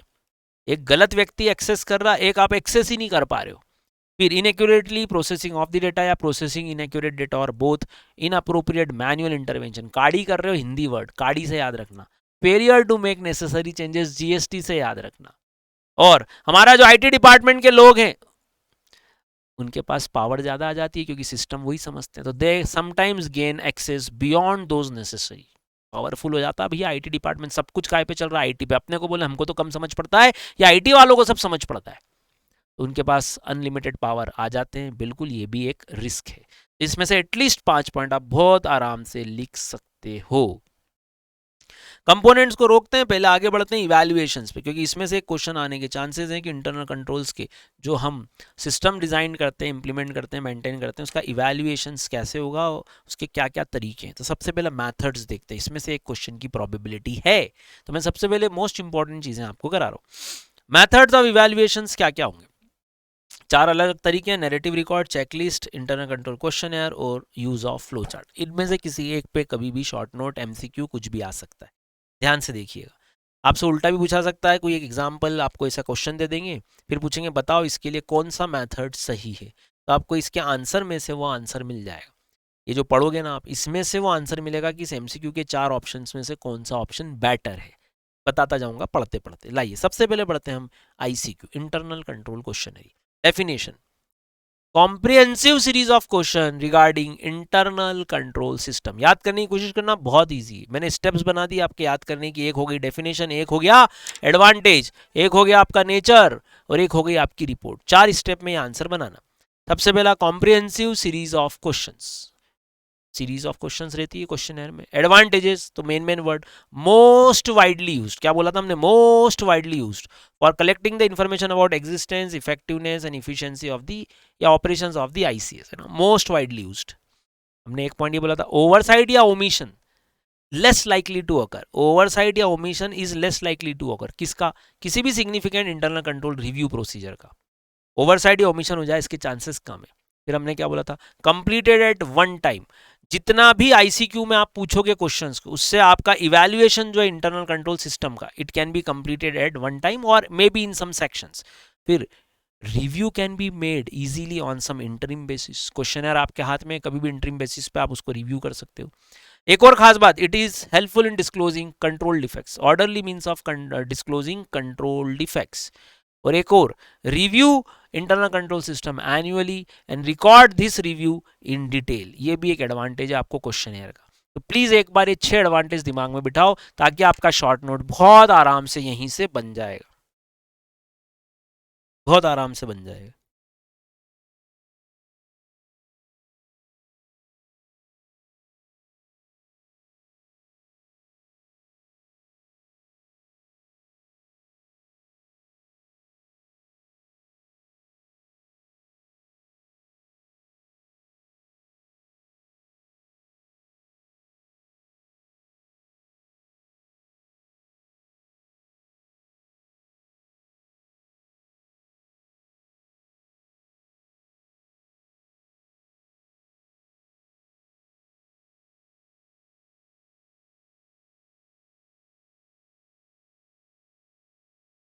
बोले भाई। सबसे मेन वर्ड वापस से रिपीट कर लो। पहला कॉम्प्रिहेंसिव सीरीज ऑफ क्वेश्चंस, तो डेफिनेशन में चला गया। एडवांटेजेस क्या बोलेंगे? मोस्ट वाइडली यूज, क्या वर्ड यूज करेंगे हम? Most widely use for information collection of existence, effectiveness and operation. Oversight या omission are less likely to occur. किस चीज का? Significant review procedures. Proper ICQ से evaluation can be completed at one time or in some sections. Review can be easily made on interim basis and it is an orderly means of disclosing all the control defects. इससे क्या एक और फायदा? It can be reviewed annually and it can be recorded in your documentation in detail. किस तरह की होनी चाहिए सर? नेचर बताओ। आईसीक्यू कैसा होना चाहिए? क्वेश्चन कैसा फ्रेम होना चाहिए? Questions are so frame that yes answer will denote satisfactory position, no answer will suggest some weakness, provision is also made for some explanation. ये जो नो देगा इंटरनल कंट्रोल में, जब आप नो लिखोगे मतलब वो वीकनेस है, तो उसका एक्सप्लेनेशन लगेगा मुझे। कुछ क्वेश्चंस जो रेलिवेंट नहीं उसके लिए NA not applicable reply can be given. ये हो गई नेचर ऑफ क्वेश्चनर। और आखिरी में रिपोर्टिंग कैसे होती है इसकी? सर ये क्वेश्चनर मैं बनाकर अपने क्लाइंट को दे दूंगा। रिक्वेस्ट, हाथ जोड़ो, request to get it filled by the concern executives और एम्प्लॉय। सेल्स की क्वेश्चनर है, सेल्स डिपार्टमेंट वालों को देना, फिर वो आंसर देंगे तो on perusal of the answer some inconsistencies will be noticed. फिर क्या करूंगा? Matter will be further discussed, हम डिस्कस कर लेंगे एम्प्लॉय से, फिर हम इसकी रिपोर्ट बना देंगे और हम अपने सजेशंस या रिकमेंडेशंस दे देंगे। तो चार बातें। पहला, उसको इशू कर दो, उससे हाथ जोड़ के रिक्वेस्ट करो to get it filled on perusal of answer. Questionnaire के आंसर को पढ़ोगे तो इनकंसिस्टेंसी दिखेंगी। Discuss with the employee, prepare a report and suggestions और रिकमेंडेशंस फॉर इंप्रूवमेंट भी आप दोगे। तो चार स्टेप हो गए: डेफिनेशन, एडवांटेज, नेचर और रिपोर्ट। बहुत आराम से आपसे आंसर बनेगा। इसी तरह से एक और इवैल्यूएशन का मेथड है, वो है फ्लो चार्ट। फ्लो चार्ट कैसा है सर? तो main word, it is a graphical presentation of each part of entities internal control system या company system of internal control. It is a graphical presentation of each part of company system of ICS। Flow chart का main फायदा, it is the most concise way, most concise way. Flow chart आप बनाओगे तो it will be in a concise way of recording the auditor's overall evaluations और review of system. इसका एक और फायदा बोलूं, ये मोस्ट कंसाइज वे हो गया एक तो, मोस्ट कंसाइज वे, ग्राफिकल प्रेजेंटेशन, फिर रिव्यू का है ना, फिर इट मिनिमाइजेस, इसमें कम करना है आपको क्या चीज? नैरेटिव एक्सप्लेनेशन देने की आपको कोई जरूरत नहीं। इससे एक और फायदा क्या है? हम वो प्रेजेंटेशन दे सकते हैं इस मेथड से जो किसी और फॉर्म में पॉसिबल नहीं है। इट अलाउज अ कंसिडरेशन और प्रेजेंटेशन, अचीव नहीं लिख पाओ तो लिखना, it allows presentation which is not possible in any other method, any other form. Birds eye view बोला था हमने, चिड़िया की आंख है ना, अर्जुन वाला किस्सा था यहाँ पे। It gives a bird's eye view of the whole system और flow of transaction can be easily spotted. Improvement आप हाथों हाथ ही सजेस्ट कर दोगे। लेकिन इसको करने से पहले क्या क्या चीजें ऑडिटर को ध्यान रखनी है या समझनी है? What is required before following this flow chart method या flow chart method of review of control system? एक ही चीज, मैं फ्लो चार्ट का सिस्टम तभी बना पाऊंगा when I have already studied the significant feature of business. अब मुझे बिजनेस का ही सिस्टम नहीं मालूम है, फीचर्स ही नहीं मालूम है, मैं कैसे फ्लो चार्ट प्रिपेयर कर पाऊंगा? कंट्रोल सिस्टम को कैसे कंसाइज करूंगा? मुझे ही सिस्टम नहीं मालूम है उनका। तो सबसे पहले you have to study the significant features of the business, nature of the activities, various channels of the goods, materials and cash. तो जब तक आप खुद स्टडी नहीं कर लोगे तो रिक्वायरमेंट क्या है आईसी फ्लो चार्ट से पहले? सर इट इज नेसेसरी कि मुझे खुद को feature, activity, channels of goods, material, cash मालूम हो। साथ ही साथ मुझे मालूम हो कि वेदर इनके एंटायर प्रोसेस ऑफ मैन्युफैक्चरिंग, इसको हमने लिखा था MAT या ATM बोल लो, एडमिनिस्ट्रेटिव, ट्रेडिंग और मैन्युफैक्चरिंग क्या करते हैं ये, इसकी भी मुझे कंप्रिहेंसिव स्टडी चाहिए।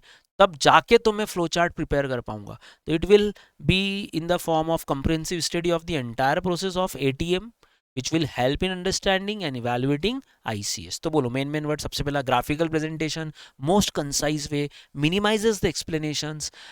प्रेजेंट जो दूसरे तरीके से नहीं हो सकता मैं इसमें कर सकता हूँ। बर्ड्स आई व्यू, अर्जुन की आंख, improvement and suggestions can be given. Requirement क्या है? Study study study. क्या स्टडी करना है सर आपको? दो चीजें स्टडी के बना लो, features of the business, activity, flow of the transactions और various channels of the goods, material, cash, ATM, administrative, trading and manufacturing process, ताकि मैं इवैल्यूएट कर पाऊं फ्लो चार्ट के माध्यम से। फ्लो चार्ट मेरे लिए मीडियम हो जाएगा for understanding and evaluating ICS। Most concise way word आप जरूर यूज कीजिएगा। चलो साहब, दो मेथड तो ये हो गई, अब दो और बचती है, एक है चेकलिस्ट, एक है नैरेटिव रिकॉर्ड। नैरेटिव रिकॉर्ड क्या नाम से ही दिख रहा है, इसमें एक्सप्लेनेशन ज्यादा होंगे, तो it is a complete and exhaustive description. 2 main word याद करो, मैंने क्लास में बोला था, जैसे हम बचपन में हिंदी इंग्लिश की कहानियां पढ़ते थे, मेरी पहली हवाई यात्रा है ना, मेरा पहला टूर, है ना, तो हम उसमें कंप्लीट और एग्जॉस्टिव डिस्क्रिप्शन पढ़ते थे। जो हमको दिख रहा है as found in the operation, जो दिख रहा है वहां पर, मतलब ऑब्जर्वेशन बहुत तगड़ा होना चाहिए आपका, एज फाउंड इन ऑपरेशन, जो दिख रहा है उसको ही हमने नोट कर लिया, detailed, complete, exhaustive. Actual testing and observation is necessary, ये ऑन द स्पॉट होगा कि of the spot, control system को वहां जाके खड़े होके समझना पड़ेगा एंटिटी के अंदर, तब जाके आप कोई रिकॉर्ड डेवलप कर पाओगे, नहीं तो कैसे करोगे। और ये कहाँ देखो, अब एमसीक्यू कैसे बनेगा आपसे कि कहां पर ये वाला सिस्टम ज्यादा बेटर होगा, ये लाइन लिखी हुई है, it is recommended where no formal internal control system is in operation and suited for small business. तो क्वेश्चन जो आपको एमसीक्यू के तौर पर आएगा वो ऐसा कुछ देंगे कि it is a small entity, तो बताओ कौन सा मेथड इवैल्यूएशन के लिए ठीक है इन चारों में से, तो फिर हम बोलेंगे कि नैरेटिव रिकॉर्ड ज्यादा बेटर है। डिसएडवांटेज क्या, सबसे पहला, इतने बड़े इंटरनल कंट्रोल सिस्टम को आपको ऑन ऑब्जर्वेशन लेना पड़ता है, एज फाउंड इन ऑपरेशन, जो दिख रहा है वहां पर चल रहा है उसको रिकॉर्ड करना पड़ता है। तो इतने बड़े सिस्टम को कॉम्प्रहेंसिव मैनर में लिखना, कॉम्प्रहेंड करना बहुत डिफिकल्ट है। दूसरा, जो दिख रहा है मैं वो तो लिख लेता हूँ, लेकिन उससे वीकनेस मालूम नहीं पड़ती, वीकनेस थोड़ी ना आइडेंटिफाई हुई, मुझे दिख रहा है कि कैश का कंट्रोल सिस्टम ऐसा है, मैंने नोटिंग कर लिया। और तीसरा, इस साल जो नोट किया अगर अगले साल वो सिस्टम बदल गया तो very difficult it is to incorporate the changes. अब आपने साला पिछले साल जो प्रीवियस लास्ट प्रायर पीरियड में जो करा और जो आप करंट ईयर में कर रहे हो, आप बोलोगे लास्ट ईयर में तो ये नोट था कि सिस्टम ऐसा ऐसा था, इस बार उसमें चेंज है। अब चेंज अपन आंसर में तो ऐसे करके लगा देते हैं, कोई वर्ड भूल जाए तो, है ना, ऐसा कर देते हैं ना, तो यार अपन ऐसा कंट्रोल सिस्टम में तो नहीं कर पाएंगे, तो it is very difficult to incorporate the changes on account of some reshuffling of man power और एनी अदर रीजन। ये तो इनने सिर्फ एक ही रीजन दिया। तो नैरेटिव रिकॉर्ड गुड है for small entity where no formal internal control system is there, it is a complete and exhaustive description, noting है पूरी। एक्चुअल टेस्टिंग बहुत ज़रूरी है। अब इसमें एक प्रॉब्लम ये भी आती है कि टेस्टिंग करते समय, ऑब्जर्व करते समय किसने कैसा ऑब्जर्व किया, उससे भी नोटिंग पे इफेक्ट आता है।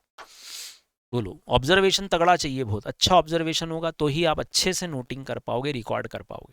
तीन मेन डिसएडवांटेज बोलो, comprehend internal control system in operation is quite difficult to identify the weakness is quite difficult or to incorporate the changes due to shuffling of the main power is quite difficult।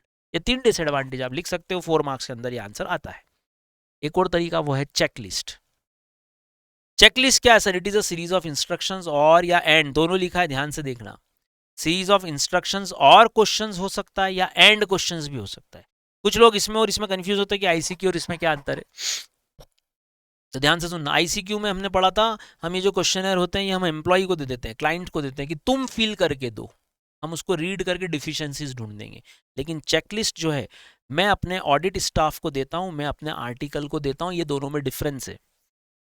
It is a series of instructions जो किसको follow करनी है, अरे मेरे article को follow करनी है भाई, मेरे टीम मेंबर को फॉलो करनी है। तो दोनों में अंतर समझना, बहुत सारे लोग इन दोनों को एक जैसा समझ लेते हैं कि चेकलिस्ट और क्वेश्चनर एक जैसी है। क्वेश्चनर मेरे स्टाफ के लिए, he has to follow that instruction और दैट क्वेश्चन, उसको आंसर देना है। और ये ऑन द जॉब रिक्वायरमेंट है, क्योंकि वहां जो दिख रहा है उसका आंसर चाहिए मेरे को, तो ऑन द जॉब है कि ऑफ द जॉब है, ऑन द जॉब है। और इंस्ट्रक्शंस कैसे दूंगा, एक सीए के तौर पर, एक एंगेजमेंट पार्टनर के एंगल से देखो तो मैं अपने आर्टिकल या अपने ऑडिट टीम को, अपनी टीम एंगेजमेंट टीम को क्या इंस्ट्रक्शंस दूंगा, जो कंट्रोल सिस्टम मुझे देखना है, चेक करवाने हैं, वो मेरी चेकलिस्ट में मैं लिख दूंगा।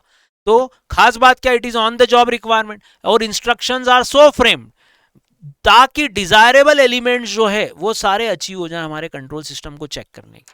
तो क्या लिखे हैं, instructions are frame with regard to या having regard to the desirable, कि ये कंट्रोल सिस्टम में होना ही चाहिए, क्या ये है, तो इंस्ट्रक्शन इस तरह से होंगे कि मेरे डिजायरेबल एलिमेंट्स चेक हो जाए। कुछ एग्जांपल इन्होंने परचेस के ही दिया, जैसे क्या टेंडर इनवाइट हुए, मेरा आर्टिकल लिखेगा यस या नो। क्या ये पहला टेंडर का हो गया, परचेस के रिटर्न ऑर्डर जाने चाहिए, तो पहला टेंडर, दूसरा ऑर्डर गया कि नहीं गया, ऑर्डर था तो क्या इसका फॉर्म कुछ बनाया था, फॉर्म फॉर्मेट, क्या परचेस फॉर्म प्री नंबर्ड थे, इन पे नंबरिंग थी कि नहीं थी, और क्या इन्वेंट्री कंट्रोल के अकाउंट्स मेंटेन किए गए हैं। ऐसे 5 एग्जांपल आपको दे दिए, एक टेंडर, एक रिटर्न ऑर्डर का फॉर्मेट, फॉर्मेट का प्री नंबरिंग, प्री नंबरिंग के बाद अकाउंट्स, ऐसे 5 याद कर लेना। तो 4 अलग अलग मैथड्स इवैल्यूएशन के इंपॉर्टेंट है, चारों पढ़ के जाना ही है, आपको छोड़ के नहीं जाना। इसमें से एक की पॉसिबिलिटी एमसीक्यू में या ट्रू शॉर्ट नोट में कभी भी आ सकती है, जरूर करके जाना अगर सिलेक्टेड भी करके जा रहे हो तो।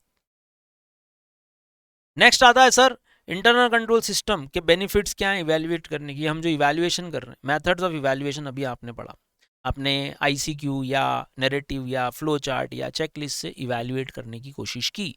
हम समझ गए वैसे इवैल्यूएशन से हमको वीकनेसेस दिख जाती हैं, सजेशंस हम दे सकते हैं, रिकमेंडेशंस दे सकते हैं, इंटरनल कंट्रोल सिस्टम वीक है कि नहीं, कितने एफएपी लगाना है ये भी हमको समझ पड़ जाता है। टेस्ट ऑफ कंट्रोल जब हम लगाएंगे तो सैंपल छोटा रखेंगे कि बड़ा, है ना, तो इंटरनल कंट्रोल के इवैल्यूएशन के फायदे तो हैं। अब देखो यहाँ पर benefits of evaluation of internal control में हम क्या क्या सिंपल सिंपल पॉइंट ले सकते हैं। वैसे इसमें बहुत सारे पॉइंट है, लेकिन पहले इजी 3-4 पॉइंट याद करते हैं जो हम मन से लिख सकते हैं। सबसे इजी ये वाला है।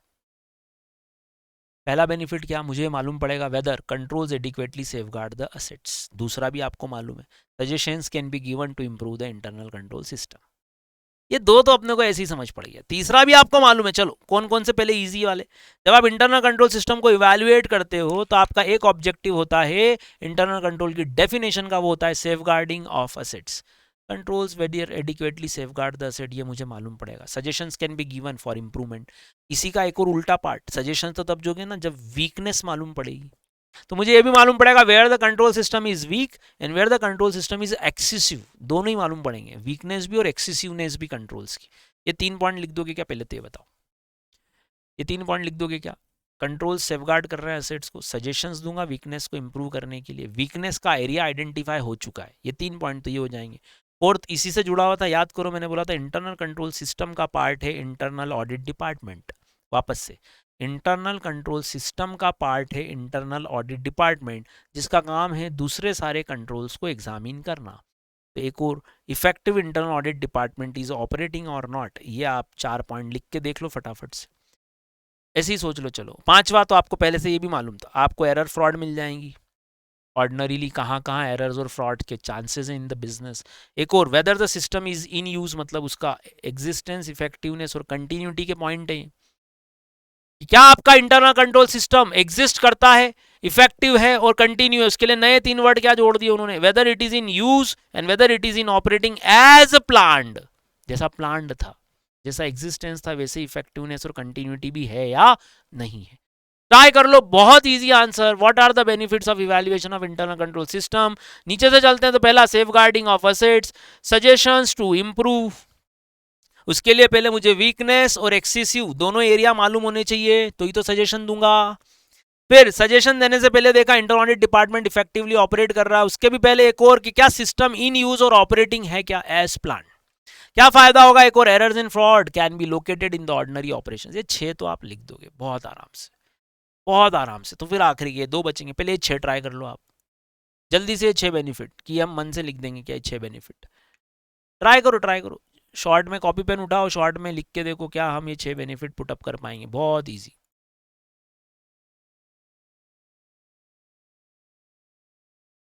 बहुत ईजी भाई।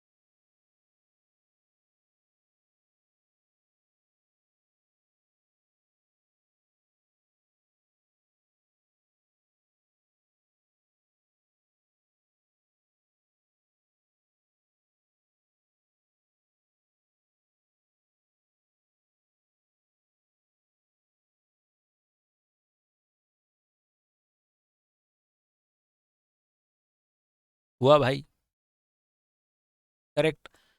ये 4-5 बेनिफिट, 6 बेनिफिट तो लिख दो। अब 2 और ले लेते हैं इसी में हम। देखो बहुत सिंपल सिंपल से, कौन कौन सी टेक्निक्स और मेथड्स या प्रोसीजर्स यूज हुए हैं, कौन सी टेक्निक सही थी, अप्रोप्रिएट थी। तो appropriateness of the techniques and procedures भी आपको मालूम पड़ जाता है। और एक बच गया, कितना एग्जामिनेशन करना है। ऐसा भी बोल सकते हो, nature and extent of the examination to be carried out. जब हम एफएपी लगाएंगे तो ये भी हमको फायदा मिल जाएगा। अगर कंट्रोल सिस्टम स्ट्रांग है परचेज का तो मेरे एनटी ऑफ एफएपी कम हो जाएंगे, डेप्थ ऑफ एग्जामिनेशन कम हो जाएगी, तो ये भी एक एडवांटेज है। क्या हम 6-7 एडवांटेज लिख पाएंगे? क्या हम ये 6-7 एडवांटेज लिख पाएंगे? सोच के देखो आराम से। आखिरी क्वेश्चन जो इसमें है वो है कि क्या ये इस इंटरनल कंट्रोल सिस्टम की समझ आपके ऑडिट प्रोग्राम में हेल्प करेगी, जो आपने चैप्टर 2 में कल पढ़ा था, लास्ट डे मुझसे पढ़ा था। ऑडिट प्रोग्राम बनाने से पहले जब आप बोलते हैं कि audit program is a series of instructions to be followed by the staff, या आप उसमें ऑडिट प्रोग्राम में डिटेल्ड वर्जन लिख देते हो प्रोसीजर्स का, तो उसके लिए इंटरनल कंट्रोल सिस्टम की समझ होनी चाहिए। बिना उसके क्या ऑडिट प्रोग्राम फॉर्मुलेट कर दोगे? तो देखो पहला रिक्वायरमेंट बहुत सिंपल मन से लिखने लायक। Auditor can formulate his entire audit program only after he has obtained satisfactory understanding of internal control system and their actual operations। फिर वही एग्जिस्टेंस, इफेक्टिवनेस, कंटिन्यूटी की अंडरस्टैंडिंग की बात आ गई। अगर आप ऐसा नहीं करते हो तो आपका ऑडिट प्रोग्राम बहुत ज्यादा अननेसेसरीली अनवाइडली बहुत हेवी हो जाएगा। हेवी क्यों हो जाएगा? फिर आप अपनी टीम को बहुत सारे इंस्ट्रक्शंस दोगे, आपका प्रोग्राम बहुत बड़ा बना दोगे, क्योंकि आपको कंट्रोल सिस्टम की समझ ही नहीं है, और इस चक्कर में आपका objective of the audit will be lost. Object of the audit will be lost. इसीलिए क्या बोल रहे हैं वो, इंटरनल कंट्रोल सिस्टम का अगर आप क्या करके जाते हो, review, it will provide auditor दो चीजों से। पहला, enough time to assimilate the controls, to understand the controls, to understand the implications, and it will enable the auditor to be more objective in framing or in designing his own audit program। क्योंकि आपको control system की समझ है तो आप अपने article को, अपनी टीम को कैसा प्रोग्राम बना के दोगे। आपको मालूम है कि कंट्रोल सिस्टम कैसा है, तो आपको एक तो समझ मिलेगी कि कैसा सिस्टम हम चेक करना चाहते हैं हमारे आर्टिकल के थ्रू। तो इट विल हेल्प, सबसे पहला, you will be provided enough time to assimilate the controls, and it will also enable you to be more objective in framing your audit program। आपका heavy होने की जगह बहुत सरल होगा, नॉर्मल पॉइंट्स पे भी आप चेकिंग करके समझ जाओगे कि कहाँ कहाँ वीकनेसेस है। It will also help to bring to the notice of the management the weakness and suggestions for improvement. तो 4 स्टेप बोलो ऑडिट प्रोग्राम के लिए। पहला, ये आप तभी बना पाओगे program only after understanding the internal control its actual operation. दूसरा, नहीं करते हो तो अनवाइडली अननेसेसरीली हेवी हो जाएगा, ऑब्जेक्ट विल बी लॉस्ट। और अगर ठीक सब तरह से समझ के बनाते हो तो आपका audit program will be more objective, या your framing will be more objective of the program. It will also give you enough time to assimilate the controls. साथ ही साथ वीकनेसेस और इंप्रूवमेंट का पॉइंट बना देना। ट्राई कर लो, 4 पॉइंट बन रहे हैं क्या? ये 2 वर्ड, ये 2 वर्ड, ये 2 वर्ड, आंसर खत्म। या आखिरी वाला तो मन से लिखना, सजेशंस और इंप्रूवमेंट और वीकनेस। तो प्रोग्राम बनाने से पहले, ऑडिट प्रोग्राम डिजाइन करने से पहले आपको कहीं ना कहीं ये मालूम होना चाहिए कि क्या आपने इंटरनल कंट्रोल सिस्टम की कोई समझ ली थी या इसकी कोई समझ नहीं ली थी। एक बार ट्राई कर लो, लिख के ट्राई कर लो। तो दोस्तों, ये था एक और छोटा सा पार्ट हमारा इंटरनल कंट्रोल को लेके, जो कि यहाँ पर खत्म होता है। चलिए मालिक, अब आते हैं हमारे कुछ और इंपॉर्टेंट क्वेश्चंस पे। लाइक एक क्वेश्चन है हमारे पास कि सिग्निफिकेंट रिस्क का मीनिंग क्या है। तो सिग्निफिकेंट रिस्क कब एज्यूम करते हैं, बहुत इंपॉर्टेंट क्वेश्चन है, बहुत रिपीटेशन है, कंपाइलर में भी आपको दिखेगा कि आया हुआ है। सिग्निफिकेंट रिस्क क्या है, डेफिनेशन समझें।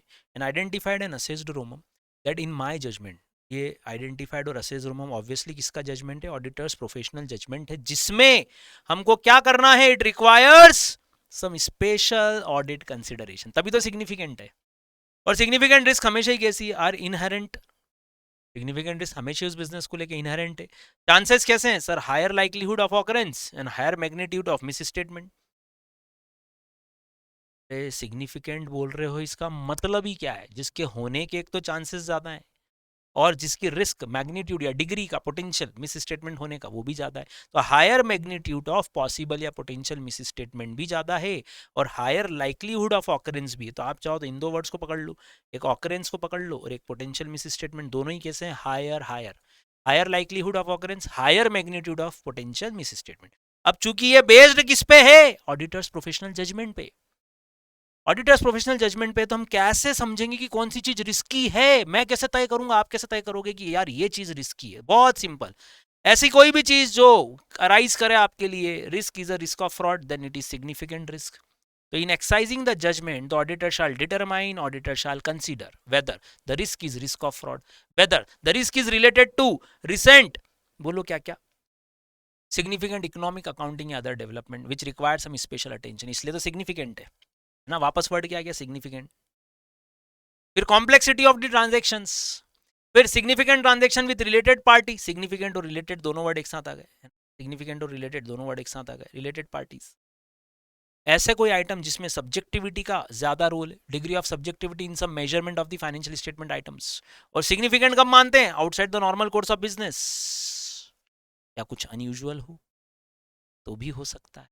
सिग्निफिकेंट रिस्क और कब होती है, जब नॉन रूटीन ट्रांजेक्शन या जजमेंटल मैटर्स हो। तो देखो देखो देखो देखो, सिग्निफिकेंट की क्या, सिग्निफिकेंट कब मानूंगा, जब रिस्क ऑफ फ्रॉड हो। सिग्निफिकेंट कब मानेंगे, जब रिलेटेड पार्टी रिलेशनशिप्स हो, ट्रांजेक्शन हो। सिग्निफिकेंट और कब मानेंगे sir, outside the normal course हो। और कब मानेंगे सर, नॉन रूटीन ट्रांजेक्शन या जजमेंटल मैटर्स हो। और कब मानेंगे, जब उसमें सब्जेक्टिविटी इन्वॉल्व है इन द मेजरमेंट। तो 5 पॉइंट तो सिग्निफिकेंट के यही हो गए यार। और सिग्निफिकेंट या तो इकोनॉमिक या अकाउंटिंग या अदर डेवलपमेंट हो गए आपके। चेक करो ये 6 पॉइंट आपके बहुत इंपॉर्टेंट क्वेश्चन है, बन रहे हैं क्या आपसे। और आखिरी बच गया एक कॉम्प्लेक्सिटी। तो 6 तो ऐसे ही याद करा दिए मैंने आपको, risk of fraud, RPRT, transactions with RPRT, transaction outside the normal course of business, जिसमें नॉन रूटीन ट्रांजेक्शन या जजमेंटल मैटर है, सब्जेक्टिव डिग्री ऑफ मेजरमेंट है, या सिग्निफिकेंट इकोनॉमिक अकाउंटिंग या अदर डेवलपमेंट है। और आखिरी बच गया कॉम्प्लेक्सिटी। तो सिग्निफिकेंट रिस्क कब होती है, जब हमारे जजमेंट में। तो हमारा जजमेंट कब मानेगा, हाउ आई विल कंसिडर कि ये चीज रिस्की है। तो इसके ये 6-7 पॉइंट के एग्जांपल्स क्या हम बना पाएंगे क्या, चेक कर लो, आराम से चेक करो, इंपॉर्टेंट आंसर, आराम से बहुत इजीली बना पाएंगे क्या।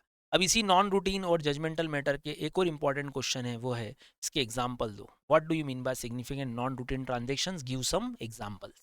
ये क्वेश्चन भी एग्जाम में इनका फेवरेट है। नॉन रूटीन ट्रांजेक्शन क्या होता है sir, which is unusual. Unusual क्यों है, either due to size, either due to nature. और अनयूजुअल इसलिए भी है कि कभी कभी होता है, इनफ्रीक्वेंटली होता है, रेगुलर नहीं होता है।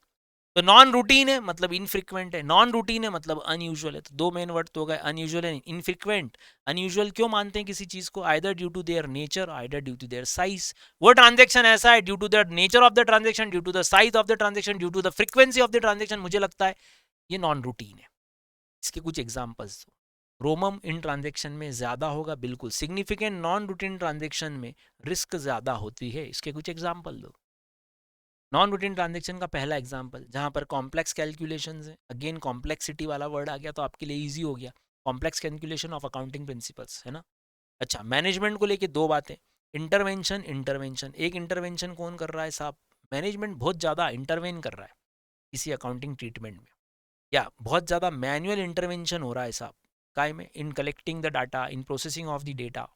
ये 2 पॉइंट तो हो गए इंटरवेंशन के। एक पॉइंट हो गया कॉम्प्लेक्स कैलकुलेशन का, और एक हो गया nature of the non routine transactions, NRT, nature of the non routine transactions which make it difficult to implement some effective control over the risk for entity. हम कुछ कंट्रोल्स बना ही नहीं पाते, नेचर ही ऐसा उसका, नॉन रूटीन है तो हमको भी समझ नहीं पड़ता। कभी कभी होगा तो हमारा भी ध्यान उस कंट्रोल सिस्टम पे नहीं जाता, हम उसका कोई कंट्रोल सिस्टम बनाते ही नहीं है क्योंकि नॉन रूटीन है भाई। तो 4 बातें, 2 पॉइंट इंटरवेंशन के बोलो। एक, काड़ी कौन कर रहा, मैनेजमेंट। एक, काड़ी कौन कर रहा, मैनुअल। मैनेजमेंट काड़ी कर रहा फॉर अकाउंटिंग ट्रीटमेंट, और मैनुअल काड़ी हो रही है for data collection and processing. Complex calculation है सर, और नेचर ही नॉन रूटीन है, तो मेरे लिए बड़ा डिफिकल्ट हो जाता है to implement some control to reduce the risk, ऐसा लिख देना।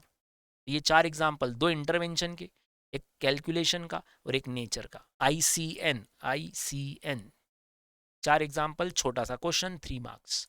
अगर वो एग्जाम्पल पूछते हैं कि सिग्निफिकेंट जजमेंटल मैटर, इसके ऊपर भी सिग्निफिकेंट रिस्क अराइज होती है, आखिरी पॉइंट, सिग्निफिकेंट रिस्क अराइज होती है। तो इसके कुछ 1-2 एग्जाम्पल दे दो। तो ROMM will be greater for significant judgemental matter that require the development of, जिसमें ऑडिटर को क्या करना है साहब, अकाउंटिंग एस्टिमेट को देखना। और अकाउंटिंग एस्टिमेट अराइज क्यों रहे हैं, क्योंकि आपके पास ऐसे कुछ आइटम्स हैं, ऐसे कुछ अकाउंटिंग एएस हैं या प्रिंसिपल्स हैं जो क्या मांगते हैं आपसे, अकाउंटिंग एस्टिमेट्स। या फिर रेवेन्यू रिकॉग्निशन, जिसमें बहुत अलग अलग इंटरप्रिटेशन हो सकते हैं, वहां भी एस्टिमेट्स का रोल आएगा। तो लाइन कैसे लिखोगे, ROMM will be greater for significant judgemental matters which require development of some accounting estimate arising from matters such as. तो ये एग्जांपल हो गए सच एज। पहला, अकाउंटिंग प्रिंसिपल्स ही ऐसी है जिससे एस्टिमेट देना पड़ता है। रेवेन्यू रिकॉग्निशन के जो तरीके हैं वो डिफरेंट इंटरप्रिटेशन पे आते हैं। जैसे AS9 ही आप लगा रहे हो तो उसमें भी अलग अलग इंटरप्रिटेशन जा रहे हैं किसी एंटिटी में, इसीलिए एस्टिमेशन लेना पड़ता है। कभी कभी जजमेंट और किस पे होते हैं, either it may be subjective और कॉम्प्लेक्स, और कभी कभी it required some assumptions about future event effect. चार चार है वैसे, दो एग्जांपल है, मैं चार पार्ट में याद करा रहा हूँ आपको, याद करो। अकाउंटिंग एस्टीमेट का डेवलपमेंट करना अपने आप में एक सिग्निफिकेंट जजमेंटल मैटर है। करना क्यों है सर, कहाँ से अराइज होता है, तो इट अराइजेस फ्रॉम, पहला अकाउंटिंग प्रिंसिपल्स, दूसरा revenue recognition having different interpretation, matter खुद ही कॉम्प्लेक्स या सब्जेक्टिव है, जजमेंट खुद ही कॉम्प्लेक्स या सब्जेक्टिव है, and it require assumptions about future effects of the events या इफेक्ट्स ऑफ फ्यूचर इवेंट्स। तो बोलो, ये ट्राई कर लो लिख के प्लीज, जजमेंटल मैटर के एग्जाम। ये ऊपर वाले तो ठीक है, याद हो जाएंगे आपको, ICN 2 पॉइंट हो गया इंटरवेंशन के, एक हो गया कॉम्प्लेक्स कैलकुलेशन का, एक हो गया नेचर का। नीचे वाले दो लिख लो आप, प्लीज लिख के देख लो, प्लीज लिख कर देख लो।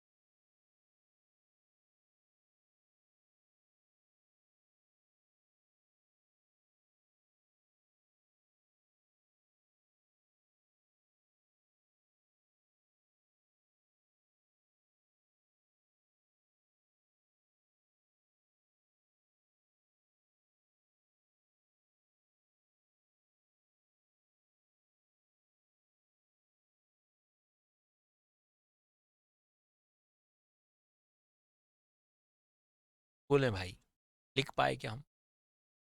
तो ये दो क्वेश्चंस इंपॉर्टेंट है। सिग्निफिकेंट रिस्क क्या होती है रोमम, असेस रोमम में सिग्निफिकेंट रिस्क, और जज कैसे करोगे उसके ये 3-4 पॉइंट हमने देखा। Significant fraud, RPRT outside the normal course, जिसमें नॉन रूटीन ट्रांजेक्शन और जजमेंटल मैटर्स हो, जिसमें सब्जेक्टिव मैटर्स हो for measurement of financial statement, या जिसमें सिग्निफिकेंट इकोनॉमिक अकाउंटिंग या अदर डेवलपमेंट हुआ, और एक कॉम्प्लेक्सिटी।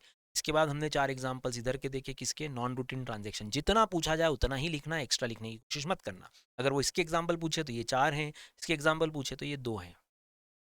दोनों क्वेश्चन बहुत बहुत इंपॉर्टेंट है। यहाँ तक का एक पार्ट आपका असेसमेंट ऑफ रोमम का आके खत्म हो जाता है। अब हमारे पास आखिरी पार्ट में कुछ और क्वेश्चंस बचते हैं चैप्टर नंबर 3 से। इसको नेक्स्ट वीडियो में मैं कवर कर लूँगा। बहुत छोटा सा ये वीडियो बनाया मैं, सिर्फ 1 घंटा 11 मिनट का है।